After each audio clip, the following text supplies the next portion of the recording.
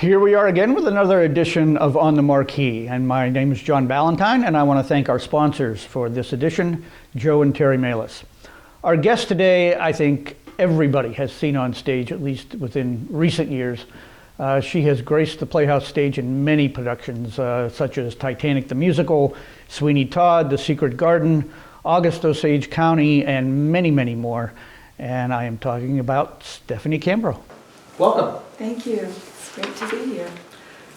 You go back longer way in the Playhouse than a lot of people think. When I started working in the archive room, I was amazed. I was finding pictures of you in productions from, I don't know when they were, because they weren't dated, unfortunately. But you go back further with the Playhouse than many people realize. Kind of bring us up to date and how did all that happen? My first show, well, when I was at YSU getting my degree, this was the place. If you got in a show at the Youngstown Playhouse, you were considered a reputable actor. And the balcony was full all the way to the back, and auditions were huge, and the shows were always sold out. And so, you know, the first show I was in was A Christmas Carol with Tommy O'Donnell playing Scrooge. I played Mrs. Cratchit. And I was awestruck, and I was hooked. Now, how old were you then? I was still at YSU, so I was probably 21, 22. The first show I saw here was Cabaret with David Gendre playing the narrator, and it was my first date with Nick DePaula, who I later married. And we were in the last row of the balcony. And I carry that memory with me all my life, because that to me was the epitome of theater as it should be. And so when I got into A Christmas Carol, I just thought, you know, this was it. I was bitten. And from there, there were years of hiatus because I was out of state. I came back temporarily and then left again. And of course, the Youngstown Playhouse had its own little bit of a roller coaster during that time. So, and I see it now, and it's back. It's back almost where it was. And the audiences are huge, and the shows are stellar. And so it's been quite a journey, hasn't it? It's been kind of a full circle for you, because you started when things were really bustling here. Yes. Things were really busy, and then they kind of fell off, and now they're getting back to the way it used to be. Right. And then I came back, and my babies grew up here. You know, my son was in 2 shows with Joe Scarvell, and in fact, Joe directed me in my first show ever in high school, and he that had to be an eye-opener. Oh my gosh. And it was, but I love Joe. I loved Joe from the day I met him. And my son, Joe directed my son in his very first show. So it was,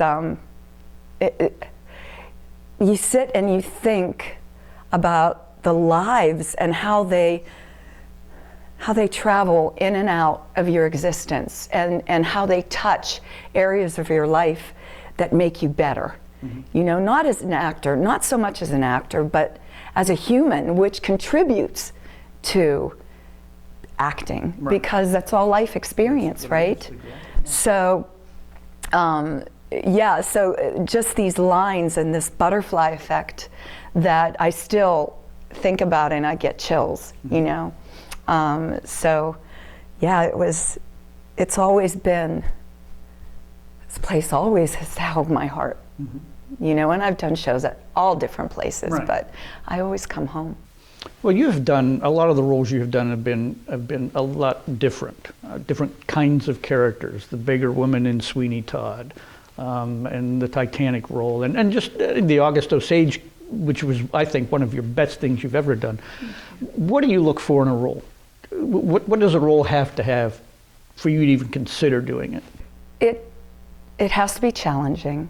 I have to be able to find aspects of the character within myself and my life experiences, yet still have the challenge of what I may not know personally, but within the experiences of my life and those people surrounding me to be able to pull from that. For example, Good People, the character of Marquee. I understood that character from a very visceral level, because I lived a good part of what she lived.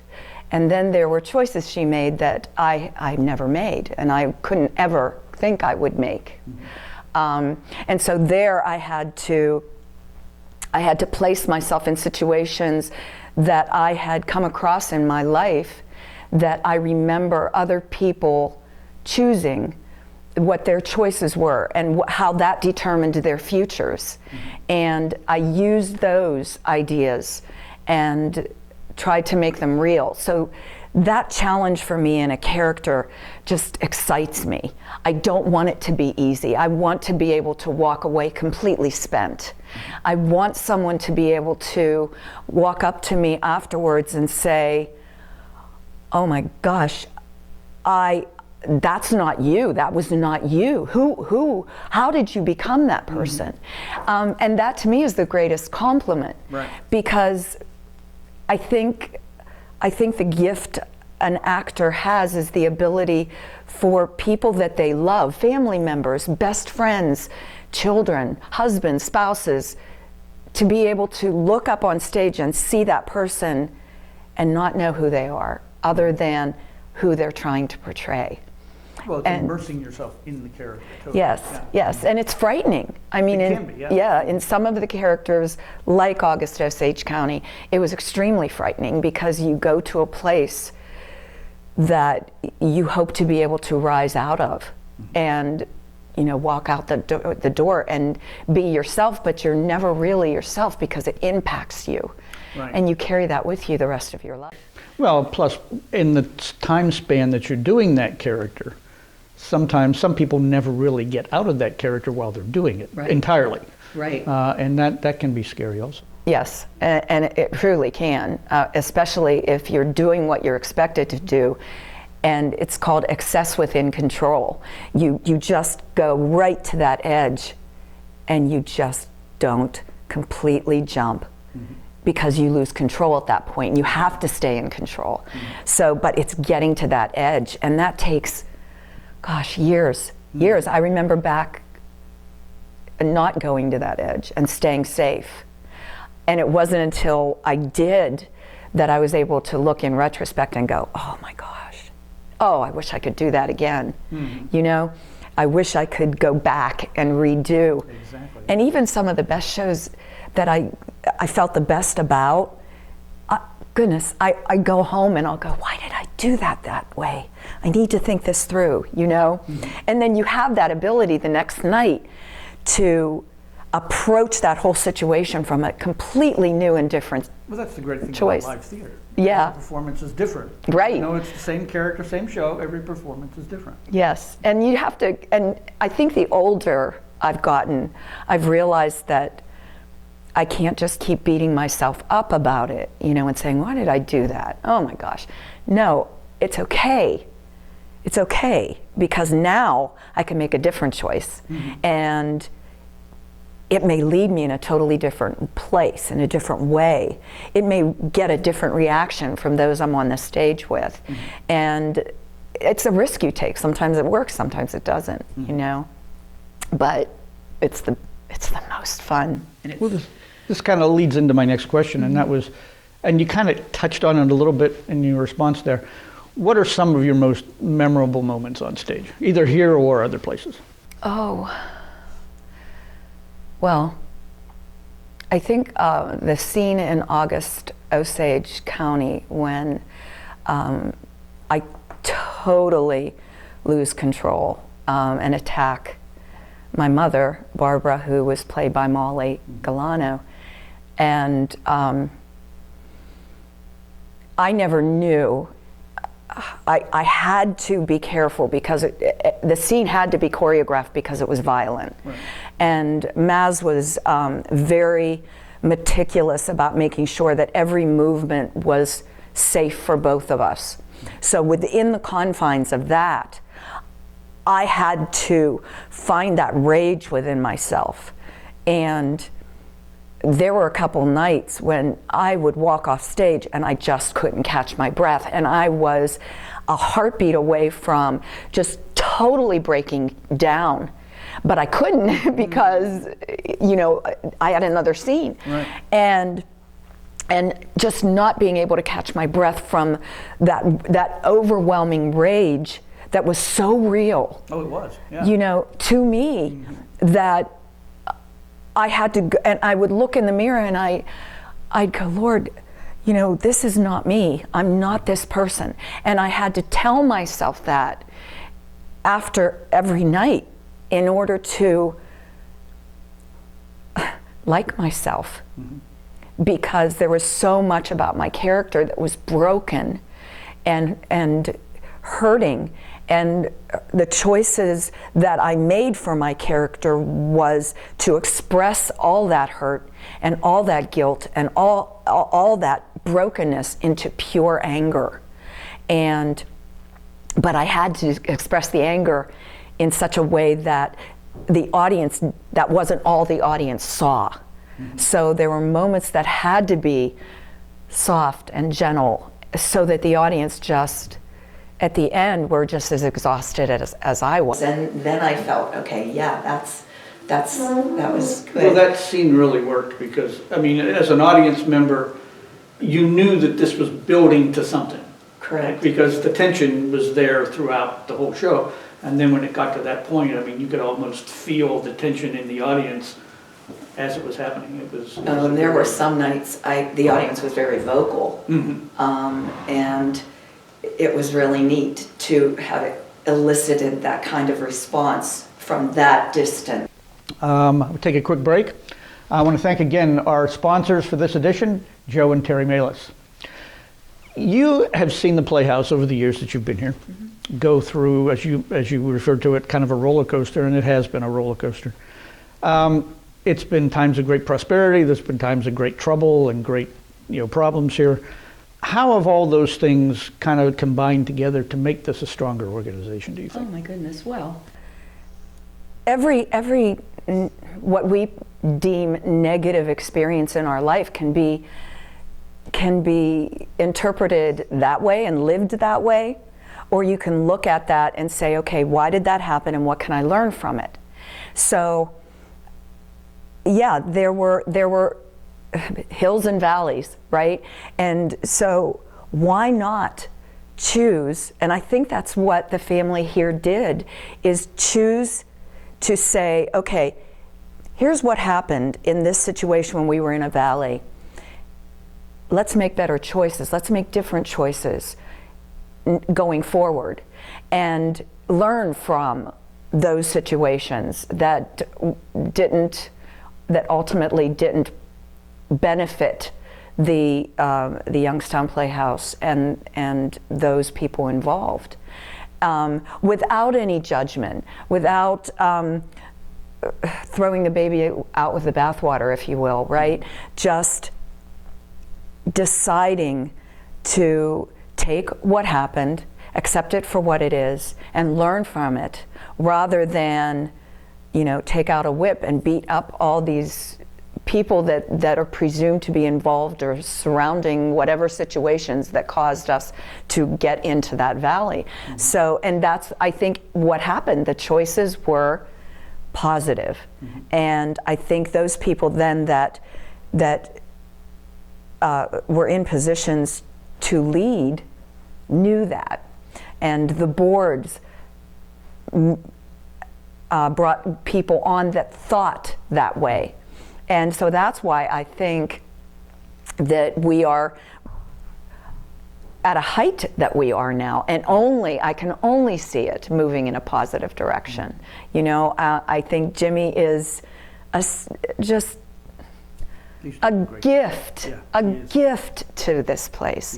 And it's exhausting work, you know, and sometimes it's thankless. So you have to have that passion, you have to have that love, you have to have that desire to see this not as a building, but you look at it and you see lives of people. You see humans, you see existences that are impacted. You see young kids that come in here and they're shy and they don't know how to have friends and they don't know how to socialize, and you know, one role can completely turn them around. I've seen that happen. I saw it with my own child. I was going to ask you about that because you got your kids involved here at an early age. Now, how has that benefited them, and how do you feel that benefits most kids that get involved here? Oh, gracious. The people that they've met here are family to us. And especially in the case of my daughter Jocelyn, who is autistic, she was pretty newly diagnosed when we were here, and so many of the regulars knew and just helped her along and showed her different paths and gave her opportunities that may not have been much at all, but oh my gosh, what it did for her. And that helped her to move to the brilliant and wonderful young woman that she is. You know, and my daughter Blythe, it was so funny, in Titanic, Blythe absolutely refused to go on stage. There was a scene with Candy that both my girls had to be center stage, and Candy sung this beautiful little lullaby, and they were on either side of her, and it was an argument and a bribe every night to get Blythe to go on for that scene, because she absolutely didn't want to be bothered with it. And now my baby has done leads, and she sings, and she's performed everywhere. She dances. She's in college at Duquesne. She's in a dance theater group, and I just think about that. And Jossie was all gung-ho, you know, about going on stage, and now she doesn't have really a desire to do much. And yes, and so I've watched them grow up with these people who I would trust with my children's lives. And where do you find that in a theater? Where? So, and I call us a family because when we come in together, the group of us in whatever show, we are involved in each other's lives. We care about each other. We love each other. And so the show goes away and it breaks up and you walk away, and those people are in your life. They're in your home. They're in your hope for the next show. And you miss them, and you love them, and you watch their children grow up. So it's not just moving from show to show. It's not a bunch of people who are arrogant. I mean, you get that sometimes coming in, right? You get that anywhere. But you get that anywhere, but as a rule, not here. And that's why we keep coming back, you know, and it hurts my heart to not be able to do as many shows as I would like to do. But again, we're doing life experiences, and my life experience right now has priorities that are right now more important. And, you know, and that's okay, because I'm going to use that someday. Oh, sure you will. Right? Sure you will. And that's good, and that's great. And I choose to look at it that way. You know how you tend to remember people the way you last saw them. My vision of your daughters are still these two little girls, and it's hard to believe that they're grown up now. I know. You have worked with a lot of actors here. Which of those have you felt have been mentors to you, and which of those do you feel you've learned the most from? On stage or in any way, like? In any way. Whether you work directly with them on stage, or whether it was maybe a class or something. Okay. Well, Maz and Joe Scarvell in a director position. I have no words to describe. It's hard to pick people out, I know. Because they believe in you, right? And when a director believes in you, there's nothing you won't do for them. And especially when that belief transcends where you think you are. And so, yeah, Joe and Maz, on stage, Molly.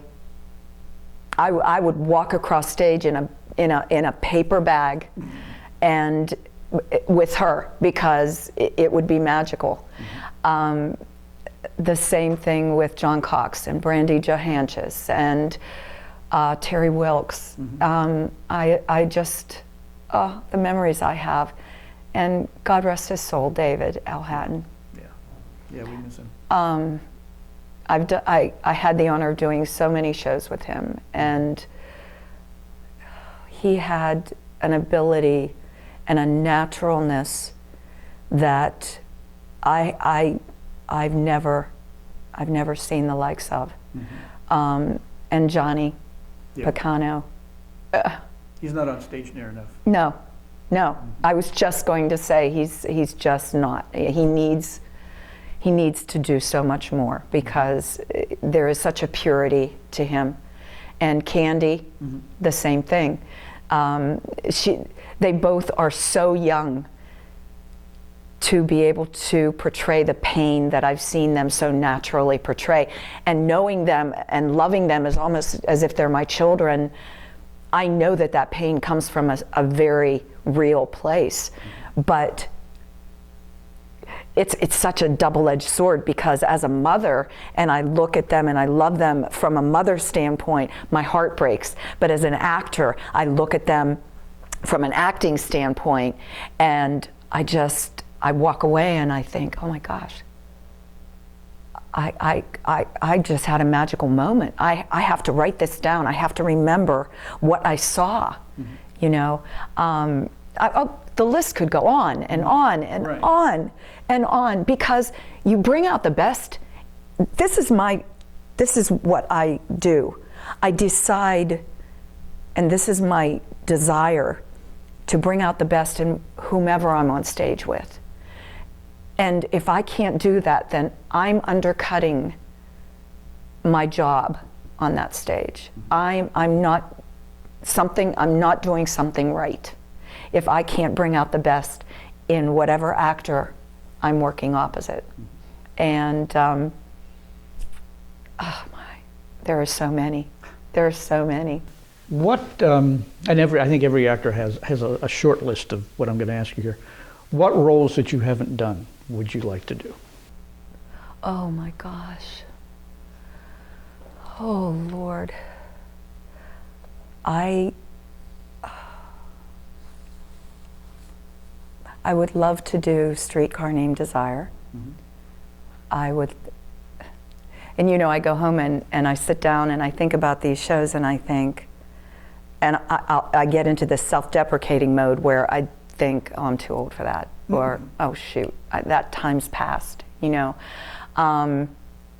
But I would really love to do Streetcar.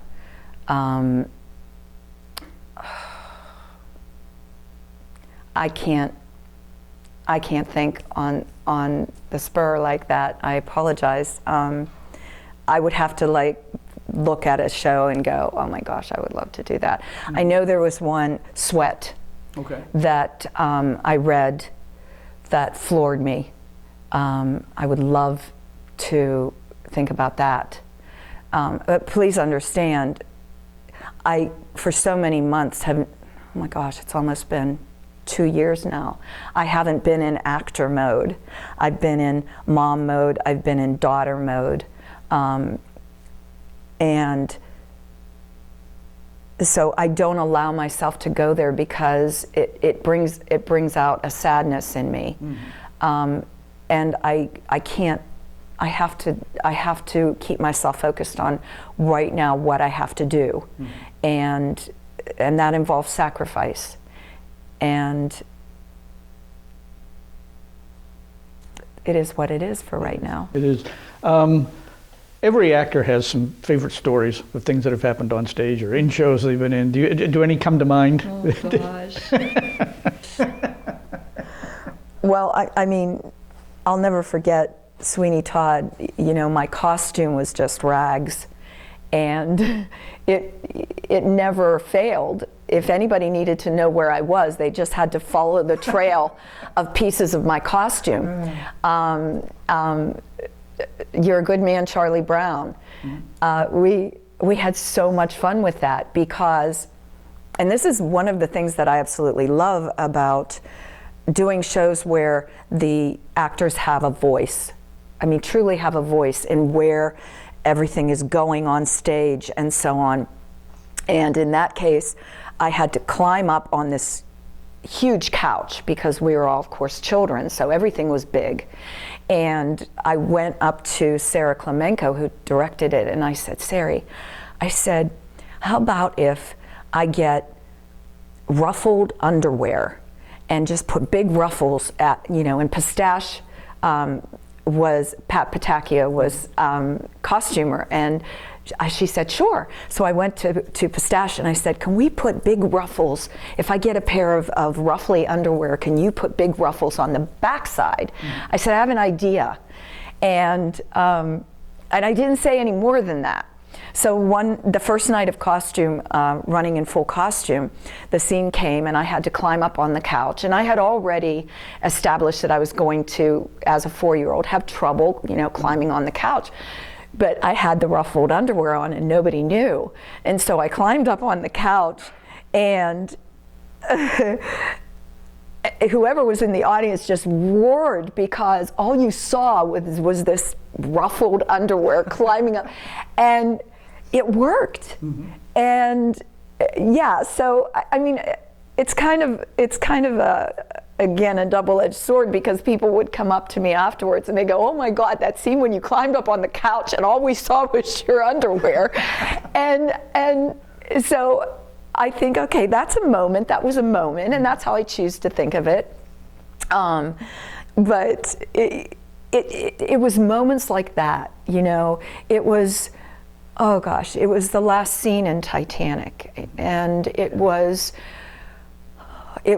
walking out in the last scene of Good People. It was August. It was, these exits seemed to be, you know, to me, so deeply moving, that those things I remember. I remember doing Fiddler on the Roof with David L. I was Golda and he was Tevye, and he had such trouble remembering the lines to the music, especially if I were a rich man, which I wasn't on stage with him at that point, but just some of the other scenes, and I would just sit there and I'd pray and I'd go, Lord, please let me be able to let me be able to pick up or fix or help, you know.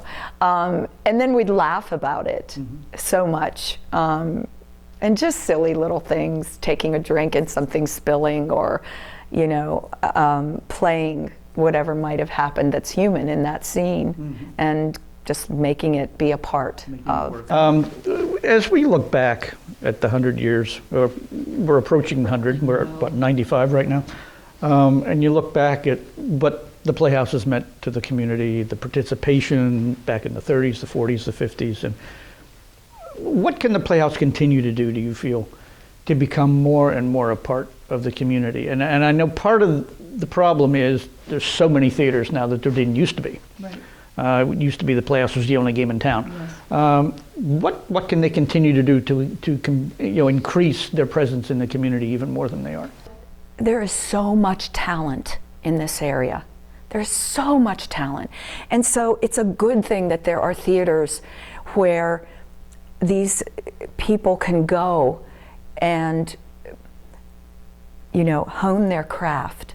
And so I think here's what I'd love to see: the continuation of shows being chosen that use the young, but also bring in people my age, right?